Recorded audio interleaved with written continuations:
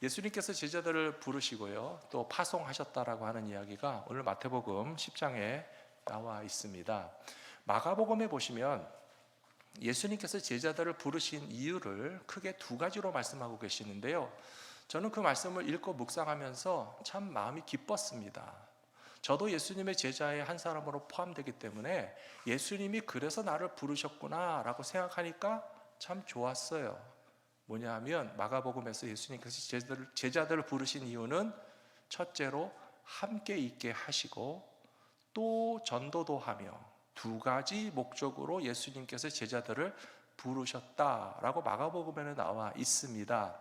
그래서 예수님께서 저를 부르신 것이 예수님이 저와 같이 있기를 원하셔서 불러주셨다는 것이 왜 그렇게 마음이 좋은지 모르겠어요. 근데 거기서 딱 멈추시면 안 되고요, 그 다음에 뭐 하라고요? 전도하라고요. 나가서 전도하라는 사명까지 주셨다는 사실을 우리가 다 같이 깨닫게 되는 것입니다. 우리가 그리스도인으로 살아갈 때에 예수님의 말씀을 기억해야 될 것이 있는데요, 너희는 세상의 빛이다 라고 하신 말씀이에요. 그리고 너희는 세상의 소금이다 라고 하신 말씀을 우리는 항상 기억해야 한다고 저는 믿습니다. 왜냐하면 이것은 그리스도인들의 정체성, 예수 믿는 사람들의 본질에 관한 말씀이기 때문에 그렇습니다. 빛이라고 하는 것은요, 그 속성이 변하지 않습니다. 어두운 데서 빛은 밝게 빛나고요, 밝은 데서도 그 불이 꺼지지 않으면 항상 비춰야 됩니다. 소금도 마찬가지입니다.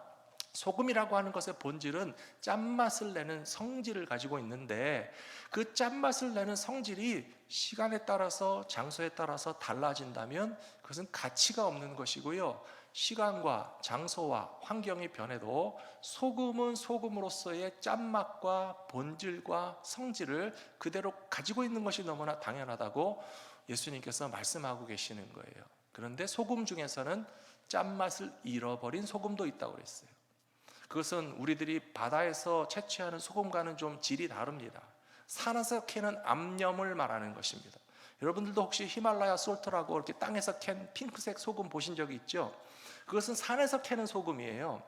그리고 우리가 흔히 얻는 소금은 바다에서 바닷물을 말리거나 끓여서 만드는 소금이죠.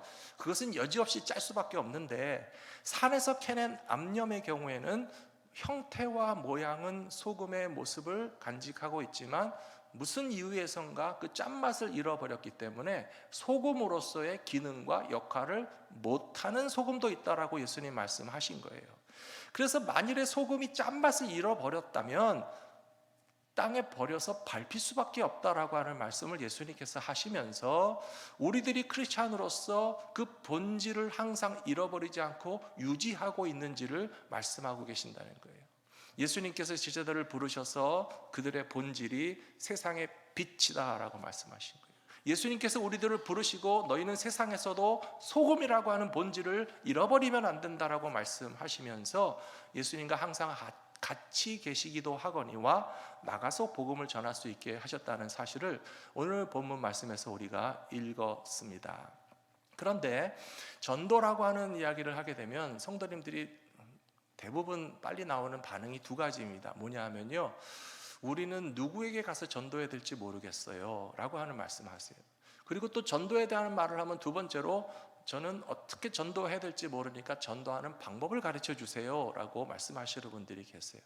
제가 지난해부터 올해 이 부흥에 대해서, 기도와 전도에 대해서 말씀을 준비하면서 그런 생각들을 왜 안 했겠습니까? 그래서 계속 제가 가르쳐 드리는데요, 오늘 말씀에서는 누구에게 전도해야 됩니까? 라고 질문하는 분들에게 예수님이 가르쳐 주시는 정답을 알려드리는 거예요.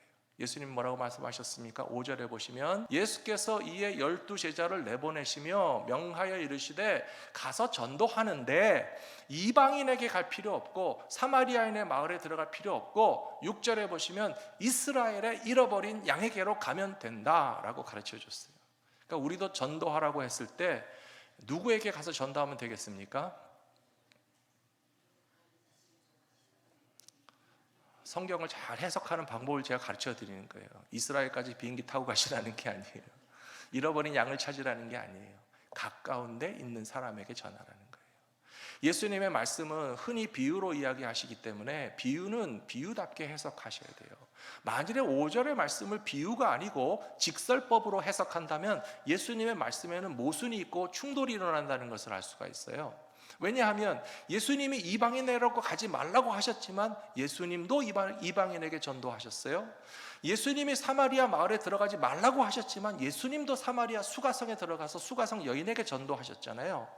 예수님도 헬라 지역에 가서 엊그제 말씀해 보신 것처럼 거라사 지방에 가서 데카폴리스에 가서 또 수로보니게라고 하는 여인 들어보셨죠? 수로보니게란 시리아 페니키아라는 뜻이에요. 외국인이에요. 이방인입니다.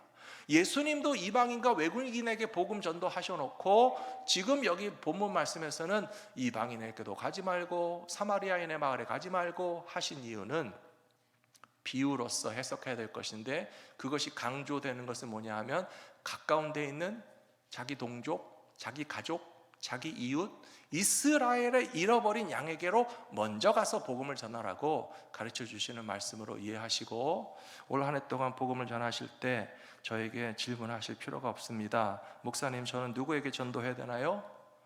여러분들 가족을 다 데리고 나오시기 바랍니다.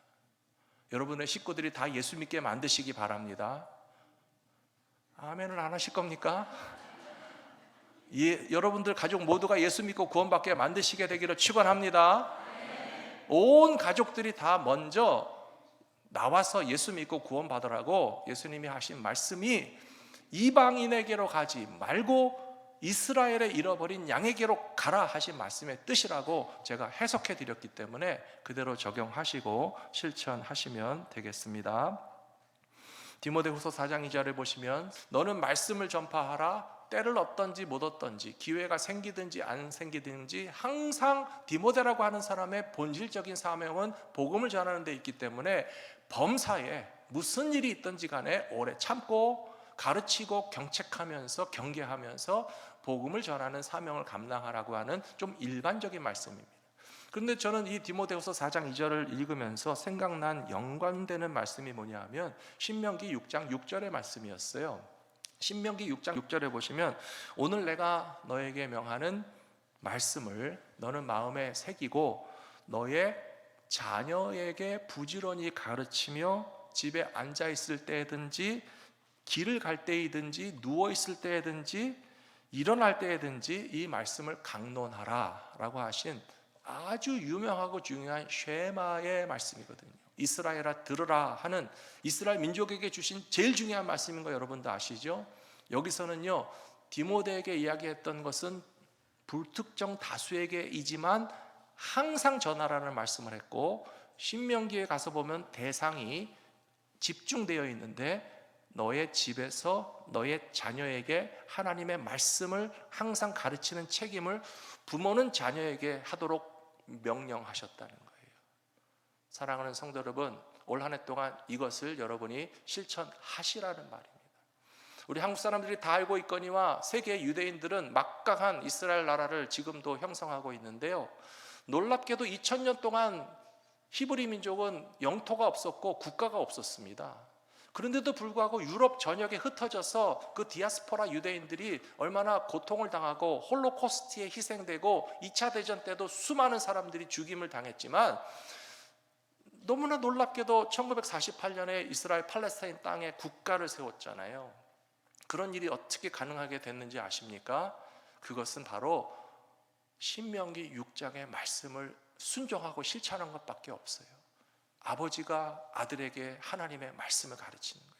어머니가 품에 안고 자녀를 키우면서 너는 하나님의 백성이다, 하나님의 말씀을 따라 살아야 된다. 우리 민족은 나라도 없고 영토도 없고 국가도 없지만 그러나 하나님께 선택받은 민족이라고 하는 사실을 가르쳐 줬기 때문에 지금도 유대인들이, 물론 그들이 하는 것이 다 옳다라고 하는 것을 제가 의미하는 것은 아닙니다. 이스라엘 나라와 민족이 하는 일이 다 옳아서가 아니고 하나님의 축복을 받았다라고 하는 사실에 우리가 초점을 맞추면서 여러분들도 여러분의 가정과 자녀들이 이 세상의 그 막강한 유대인들이 정치와 문화와 경제와 전 세계의 주류 사회에서 그렇게 소수이지만 아주 막강한 영향력을 미치는 모습으로 살아가는 것을 바라보시거든, 제가 여러분들에게 축복하고 싶은 것은 하나님의 말씀을 집에서 자녀에게 가르치는 부모님들이 되시기를 축복합니다. 여러분들이 가정에서 자녀들에게 하나님의 말씀을 가르칠 때 여러분들의 가정은 끊어지지 않게 될 줄로 믿습니다. 하나님의 말씀을 배운 여러분의 자녀들은 세상에서 머리가 되고 꼬리가 되지 않을 줄로 믿습니다.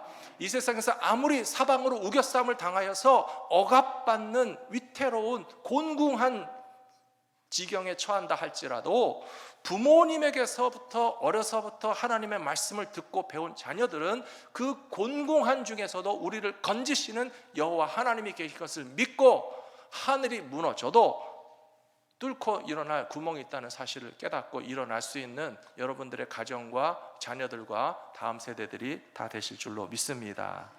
그래서 가족에게 복음을 전하시라는 거예요. 두 번째로 이스라엘의 잃어버린 양에게로 가라 하신 주님의 말씀은 우리의 가까운 친구와 이웃에 대한 우선적인 사명을 의미하는 것입니다. 앞에서도 말씀드렸습니다. 요한일서 4장 20절에 보시면요, 사도 요한이 이런 말씀했습니다. 우리 같이 읽어볼까요? 누구든지 하나님을 사랑하노라 하고 그 형제를 미워하면 이는 거짓말하는 자니 보는 바 그 형제를 사랑하지 아니하는 자는 보지 못하는 바 하나님을 사랑할 수 없느니라. 이 요한일서를 기록한 사도 요한이 요한계시록도 기록한 사람이고 요한복음도 기록한 사람이고 오늘 마태복음 10장에서 읽으실 때 제자들의 명단이 나왔죠. 가장 먼저 예수님의 제자가 되었고 3년 동안의 공생애에 빠짐없이 예수님과 동행했고 예수님께서 십자가에 달려 고난받고 죽임을 당하실 때 모든 제자들은 다 도망갔어요. 가룟 유다는 배신했죠. 10명의 제자들은 무서워서 도망갔죠. 그러나 단 한 사람, 예수님의 십자가 아래에서 끝까지 버티고 있었던 사람은 바로 이 요한 사도였어요. 이 요한 사도는 정말 예수님에게 있어서 믿음직한 제자 중에 하나였는데 가장 신뢰할 만한 제자라고 하는 것이 증명되는 것은 예수님의 어머니 마리아를 그에게 맡겼다는 거예요. 십자가 위에서 가상칠언 예수님이 남기신 말씀을 기억하시면 요한아 보아라, 내 어머니 마리아가 네 어머니다 라고 얘기했고요. 어머니 마리아에게는 뭐라고 얘기하셨습니까? 어머니 보소서 아들이니이다. 그게 누구에게 한 말인가 하면요, 예수님께서 날 보세요, 나 어머니 아들입니다, 그게 아니고요, 그 옆에 있었던 사도 요한에게 이제 이 요한이를 마리아 어머니 아들처럼 생각하고 저는 이 세상에 더 없어도 이 아들을 의지하시면 됩니다라고 맡겼다는 거예요. 이런 사도 요한이 다른 제자들에 비해서 받은 은혜가 굉장히 많았는데요, 특별히 모든 제자들이 다 일찍 순교했죠. 복음을 전하고 하나님 나라를 확장하는 사명을 감당하다가 순교했지만 사도 요한은 천수를 누리고 장수했다라고 하는 사실이에요. 요한복음 맨 끝에도 보시면 그런 이야기가 나옵니다. 베드로에게는 예수님 말씀하시기를 너에게 허리띠를 다른 사람이 띠고 끌고 갈 텐데 끌려다니는 삶을 살 것이다. 그러나 저 요한은 그렇지 않고 장수할 것이다 라고 말씀하셨거든요. 이 사도 요한이 장수한 것까지는 좋고 곳곳에 많은 교회와 성도들을 보살핀 것까지는 좋은데 우리에게 알려주는 중요한 그 흔적과 메시지가 있습니다. 예수님의 제자들이 열심히 전도했던 이유가 뭔지 아세요? 주님이 금방 다시 오실 것 같으니까 열심히 전도한 거예요. 승천하는 예수님의 모습을 보았던 갈릴리 사람들에게 천사들이 뭐라고 그랬죠? 하늘로 올라가심을 본 그대로 다시 오시리라. 이것을 본 사람 중에 살아있는 동안에 다시 오시는 주님을 볼 자도 있느니라 라고 하니까요, 사도행전에 나타난 예루살렘 교회가 굉장히 뜨겁고 열정이 넘치는 신앙생활을 했던 이유가 뭐냐 하면요, 시간이 짧다라고 생각했기 때문에 그래요.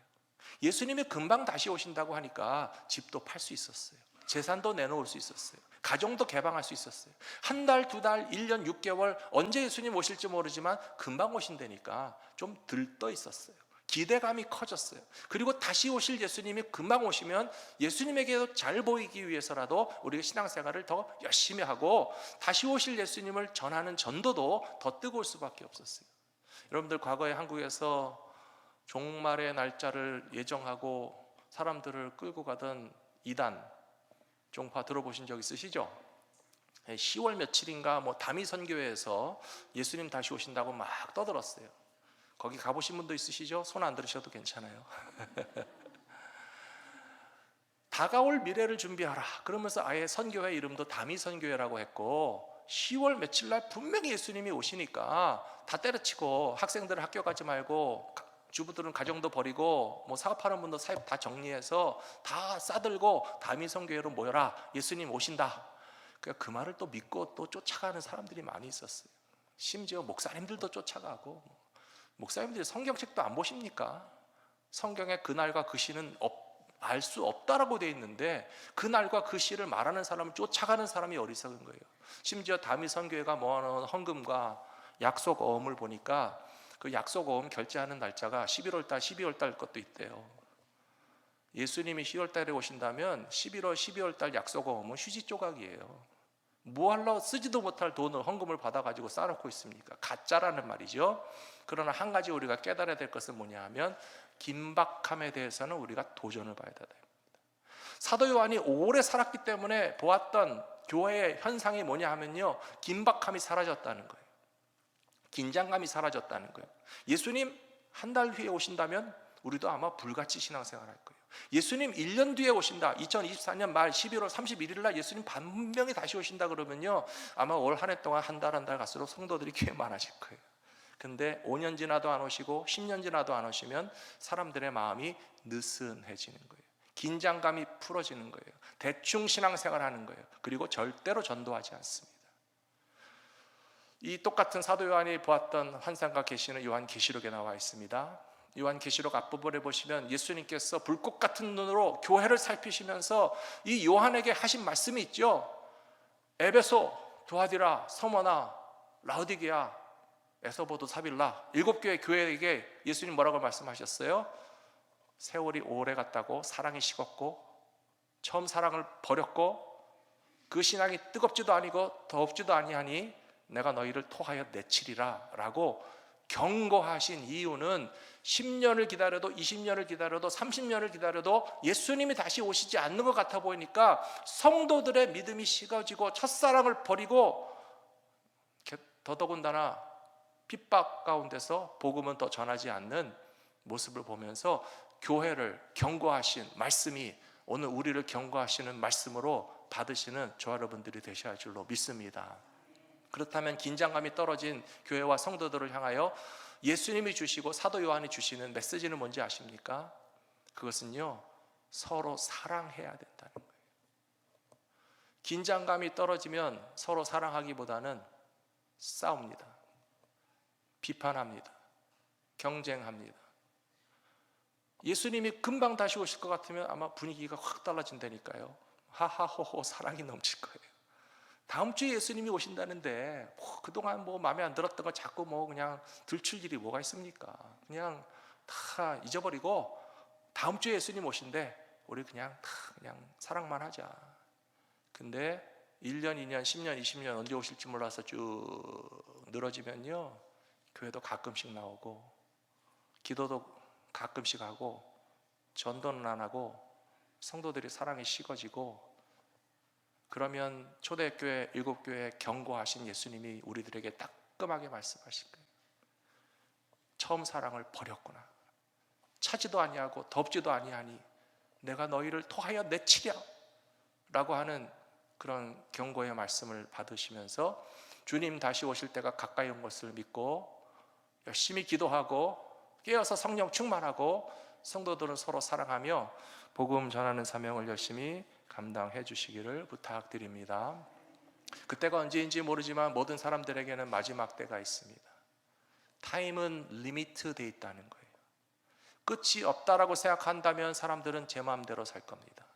그러나 끝이 있음을 인정한다면 느슨하게 살 수 없어요. 어떤 어머니가 예수님을 믿고 신앙생활을 잘했습니다. 은혜를 받았습니다. 기쁨으로 신앙생활했습니다. 2 아들들이 있었는데 아들들에게 항상 그 어머니가 하시는 말씀이 얘들아 예수님 잘 믿어라. 예수 믿고 구원받아야 된다. 엄마가 언제까지 너희들과 함께 살 수 없는데 엄마가 먼저 천국 가겠지만 엄마가 죽어서 천국 가도 너희들을 다시 만날 수 있는 소망이 없다면 나는 무슨 기쁨이 있겠느냐. 늘 아들들에게 예수 믿고 신앙생활하라고 가르쳤어요. 다행히 큰아들은 어머니 말씀도 순종했고 예수도 믿었고 함께 신앙생활했어요. 그러나 이상하게도 둘째 아들은 그 마음에 안 믿어지는 거예요. 어머니는 아무리 예수 믿고 교회 가서 신앙생활 하자고 초청하지만 둘째 아들만큼은 어머니 안 믿어지고 못 믿겠는데 어떡합니까? 끝까지 버텼어요. 어머니가 돌아가시는 때가 됐습니다. 임종하시게 되자 두 아들들이 찾아왔어요. 어머니가 두 아들들에게 이야기합니다. 큰아들아, 내가 널 사랑한다. 고맙다. 게다가 같이 신앙생활 해주니 나는 안심이 된다. 나는 오늘 죽어도 너를 천국에서 다시 만날 줄로 아니까 다시 만나자 라고 유언을 남기셨어요. 둘째 아들에게는 이렇게 말씀하셨습니다. 둘째야, 너도 내가 사랑한다. 고맙다. 내 아들이 되어줘서 너무 감사하다. 그런데 나는 지금 너무 슬프다. 네가 예수님을 믿지 않고 신앙생활 하지 않는 것 때문에 나는 죽는 이 순간에도 마음을 놓을 수가 없고 눈을 감기가 어렵다.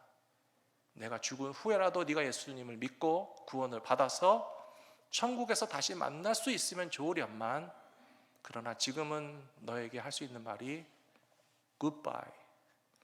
큰아들에게는 할 수 있는 말이 see you again. 두 아들에게 다른 말을 할 수밖에 없잖아요. 여러분들은 여러분들의 가족의 구원에 관해서 심각하게 생각하고 계십니까? 저에게 기도 제목을 주시는 많은 분들이 그 제목을 주세요. 목사님, 우리 아들, 딸이 교회 나가서 예수 믿어야 되는데. 어떤 분들은 양로병원이나 임종을 앞둔 부모님을 위해서 저를 붙잡고 병원에 가서 목사님, 우리 아버지 돌아가시기 전에 예수 믿고 세례받게 해주세요. 우리 장로님들도 병상 함께 가셔서 세례하신 분이 있잖아요. 임종을 앞둔 분에게 찾아가서 복음 전한 적이 있잖아요. 아직도 교회 나가지 않는 자녀들을 위해서 우리가 또 기도하고 있잖아요. 그런데 이 기회가 어느 때까지 오픈되어 있는 것이 아니고 곧 찬스가 끝난다고요. 예수님 다시 오실 때가 가까이 왔다라고 하는 것은 이 기회가 어느 때까지 열려져 있는 것이 아니고 마치 어머니가 돌아가시면 더 이상 아들들에게 호소할 수 있는 기회가 없어지는 것처럼 우리 사랑하는 가족들이 구원받지 못한 상태를 어느 때까지 방치해도 괜찮은 것이 아니고 그 긴박성과 임박함을 느끼면서 복음을 전하시면서 올 한 해 동안에는 여러분들 가족이 다 예수 믿고 구원받는 기쁨의 신앙생활이 되시기를 주의 이름으로 축복합니다. 하나님의 부흥은 세 번째로 그 부흥을 갈망하며 추구하는 사람들 가운데 허락되는 것입니다. 마태복음 10장 7절에서 예수님은 제자들에게 말씀하시기를 너희가 마을들로 다니면서 전파하여 말하되 천국이 가까이 왔다라고 말하라고 가르쳐 주셨어요. 여러분, 천국이 가까이 왔다는 것은요, 지리적으로 가까이 왔다는 것이 아니고요, 시간적으로 임박했다는 뜻이에요. 하나님의 나라가 이렇게 지리적으로 우리에게 가까이 있는 뜻이 아니고요, 시간이 얼마 남지 않았다라고 하는 뜻으로서 예수님의 제자들에게 이 긴박감에 대해서 알려주시고 당장에 나가서 복음을 전해야 되는 일을 최우선적으로 해야 되는 일이라고 가르쳐 주시고 있다는 말씀입니다. 그래서 복음을 전하게 하기 위해서 예수님은 제자들에게 권세를 주셨죠. 8절에 보시면 병든 자가 고침을 받고 죽은 자를 살리고 나병 환자도 깨끗하게 되고 귀신을 쫓아내며 복음과 구원을 거저 받았으니 거저 주라고 하신 것입니다. 사랑하는 성도 여러분, 여러분들이 복음 전하기 원하십니까? 식구들을 전도하기 원하십니까? 예수님께서 여러분들에게 권세와 능력을 주실 줄로 믿습니다. 성령께서 감당할 수 있게 하여 주실 줄로 믿습니다. 못한다라고 생각하지 마세요. 예수님의 제자들이 우리보다 뛰어난 게 하나도 없어요. 그러나 주님이 함께 계시고 함께 복음 전할 수 있도록 권세와 능력을 주셨다라고 많이 나와 있잖아요. 에베소서 5장에도 보시면 이런 말씀이 나옵니다. 사도 바울이 이렇게 이야기했습니다. 그러므로 여러분은 어떻게 살아야 할 것인가를 조심스럽게 살피고 지혜 없는 사람이 아니라 지혜 있는 사람처럼 행동해서 시간을 아끼십시오. 이 시대는 악합니다 라고 말하고 있습니다. 이 5장 16절의 말씀, 때를 아끼라, 시대가 악하니라. 불의한 일을 행하는 사람들 얼마나 악합니까? 정치적인 지도자들에게 우리가 모두 실망하는 것, 이 시대가 얼마나 악합니까? 우리가 살고 있는 이 가장 부유한 미국이라는 나라지만 홈리스 문제, 총기 문제, 마약 문제 해결하지 못하고 우리의 삶을 위협하는 일들이 끊임없이 벌어지고 있는데 제가 이렇게 나열을 안 한다 하면서도 안 할 수가 없어요. 시대가 악해요. 근데 그거에 대한 우리의 대책과 삶의 방식은 무엇입니까? 세월을 아끼라는 거예요. 기회가 없다는 거예요. 이 종말의 모든 징조들은 예수님 다시 오실 때가 매우 가까이 왔다라고 하는 사인을 계속 알려주고 있는데요, 경고의 메시지가 뜨는데 반응하지 않으면 사고가 납니다. 얼마 전에 알래스카에 비행기가 날아가다가 문짝이 날아갔죠. 여러분 뉴스 보셨어요? 문짝이 팡 터져서 나가는 순간에 손에 들고 있던 핸드폰이 떨어졌고요, 청소년의 티셔츠가 통째로 확 벗겨져서 바깥으로 날아갔어요. 안전벨트를 매고 있지 않았으면 사람이 날아갈 뻔한 거예요. 그런데 그 비행기를 만든 회사와 관리하는 회사에서 그 볼트가 느슨해지고 있다는 경고 메시지를 이미 들었대요. 워닝 메시지가 있었어요. 비행기 안에 기압이 떨어지는 워닝 메시지가 떨어졌어요. 그러나 별로 대수롭지 않게 생각하고 그 워닝 메시지를 무시했는데 어느 순간에 문짝이 팡 터져서 나간 거예요. 우리는 예수님이 다시 오실 때가 가까이 왔다라고 하는 워닝 메시지를 계속 듣고 있는 거예요. 전쟁, 기근, 시대가 악하고 이 시대에 부패한 지도자들과 우리의 삶을 위협하는 온갖 이 시대의 악함을 바라보면서 워닝 메시지가 삑삑삑삑 울리고 있는데도 무슨 일이 있겠어? 라고 방치하면서 복음을 전하지 않는 것은 주님이 알려주시는 메시지를 깨닫지 못하는 너무나 안타까운 모습이라고 생각합니다. 사랑하는 성도 여러분, 올 한 해 동안 정말 여러분들의 가정의 모든 식구들이 함께 교회 나와서 예배 드리시면 좋겠어요. 내 가족 가운데는 아직도 예수 믿지 않는 분이 한 분도 없다라고 하는 그 기쁨의 고백을 하실 수 있으면 좋겠어요. 스포츠 경기를 보시면요, 마지막 역전극이 제일 짜릿합니다. 야구에서는 9회 말 투아웃까지 지고 있다가 한 방 홈런을 쳐서 이길 수도 있고 헛스윙으로 아웃되면 그냥 게임이 끝날 수도 있어요. 근데 어느 게임을 보니까요, 정말 지고 있던 게임을 만루 홈런을 쳐가지고 역전하면 다 좋아하잖아요. 축구도 마찬가지예요. 지금 아시아에서 축구 시합이 벌어지고 있는데 후반전 90분 다 끝나도록 지고 있다가 마지막 5분에도 한 3골 넣을 수 있죠, 집사님? 예. 마지막 5분 전에 한 3골 넣어가지고 딱 역전해 본다고 그랬어요. 얼마나 행복하겠습니까? 마지막이 중요하다는 거예요. 그 마지막까지 집중을 놓치지 않고 역전을 시킬 수 있는 그런 실력을 실수 없이 발휘해서 홈런을 쳐서 역전을 시키고 골을 넣어서 승리를 거두어오는 것처럼 주님이 다시 올 때가 가까운 이 마지막 시대가 제일 중요한데 끝에 실패하면 망하는 것이고요, 마지막에 뒤집으면 승리하는 것이에요. 여러분들 가정에 복음의 역전승의 역사가 일어나기를 축복합니다.